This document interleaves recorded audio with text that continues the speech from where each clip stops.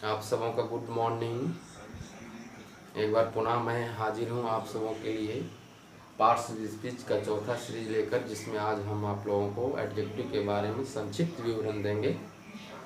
प्यारे बच्चों, हमारे हिंदी साहित्य के बहुत सारे ऐसे कवि हुए जो समाज को सुधारने के लिए बहुत लेखन का कार्य किया। उनमें से हमारे शुमार हैं कबीरदास। आप जानते होंगे, उन्होंने समाज को सुधारने के लिए बहुत सारे दोहे को लिखा।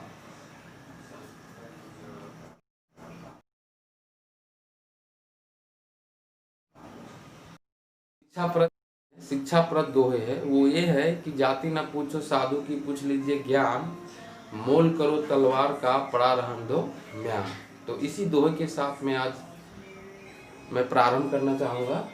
मैं चाहता हूँ कि आप ज्ञान देने वाले का किसी तरह का उसको उसका जाति, उसका धर्म, उसका व्यवसाय क्या है, उससे कोई मतलब नहीं होना चाहिए। मतलब ये होना चाहिए कि उस आदमी के में सद्गुण क्या है, वो क्या बांट रहा है, वो यदि अच्छा लगे आपको तो अवश्य ग्रहण करें। धन्यवाद। आप आगे देखिए। एडजेक्टिव आज का सीरीज में आता है एडजेक्टिव। पहले मैंने बता दिया हूँ सर्वनाम, प्रोनाउन। सबसे पहले हम परिभाषित करेंगे कि एडजेक्टिव है क्या, एडजेक्टिव किसे कहते हैं। एडजेक्टिव मतलब विशेषण हिंदी में।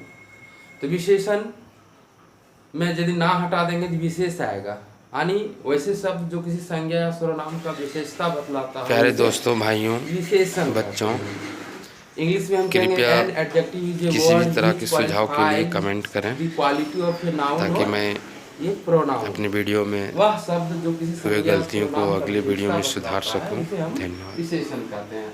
प्यारे बच्चों, देखिए यहाँ कुछ एग्जाम्पल दिया हुआ है। Reema is fat. रीमा जो है सो मोटी है। फैट यहाँ क्या है, विशेषण है, बता रहा है विशेषता। रीमा कैसी लड़की है, मोटी लड़की है। My father is honest. Honest को अंडरलाइन किया हुआ है, इसका मतलब वो एडजेक्टिव है। क्या बता रहा है, मेरे पिताजी कैसे हैं, ईमानदार है, ये गुण बता रहा है।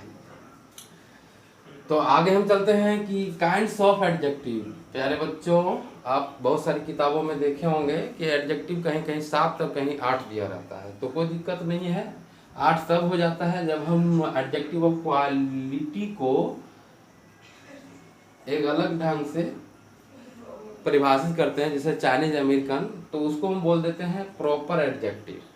तो इसको उसी में मिला देता है तो 7 हो जाता है, अलग कर देता है तो 8 हो जाता है। तो काइंड्स ऑफ एडजेक्टिव, आप 7 कहिए, 8 कहिए, जो कहिए, मैंने यहाँ 8 लिखा है। चलते हैं।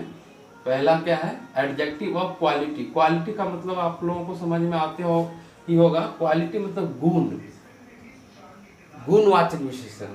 वैसे जो किसी संज्ञा सर्वनाम के गुण के बारे में व्याख्या करता हो, which qualifies the quality of a noun or pronoun is called adjective of quality. For example, blue. My shirt is blue.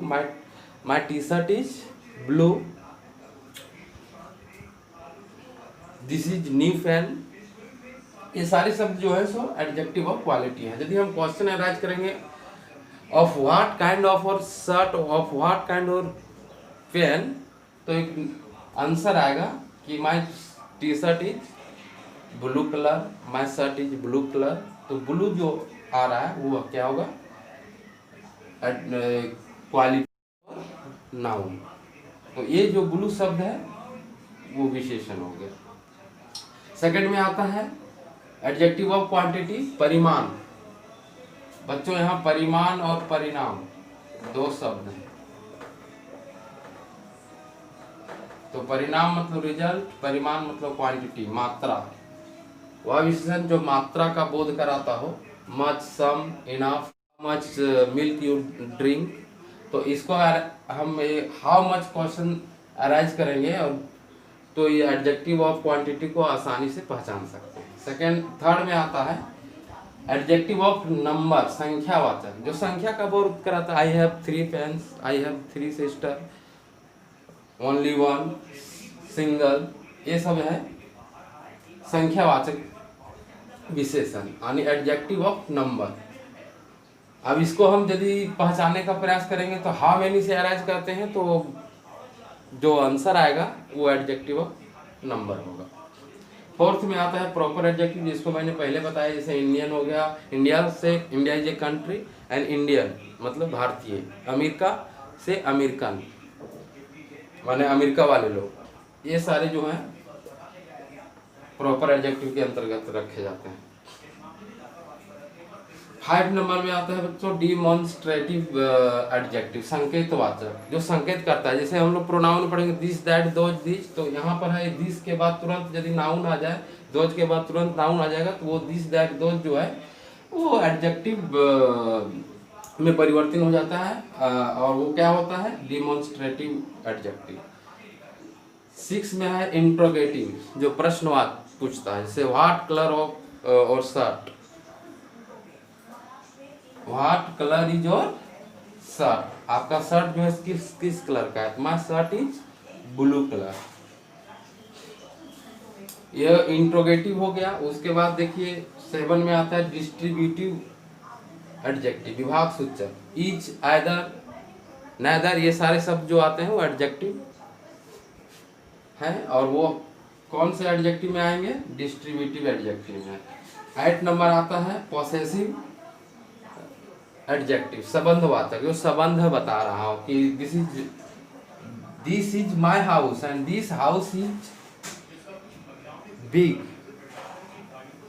दोनों डिफरेंट है। प्रोनाउन और एडजेक्टिव का पहचान हम इस तरह से करेंगे कि ये तुरंत इसके बाद नाउन का प्रयोग होगा, और माय के बाद दिस के बाद जो तुरंत वर्ब का प्रयोग हो जाता है तो वो प्रोनाउन होता है। यहाँ पर देखिए माय के बाद तुरंत हाउस आया, हाउस एक नाउन है, ठीक है, और हाउस का संबंध किसके साथ है, मेरे साथ है, इसलिए संबंध बता रही, किसी का दूसरे का घर नहीं है, ये मेरा घर।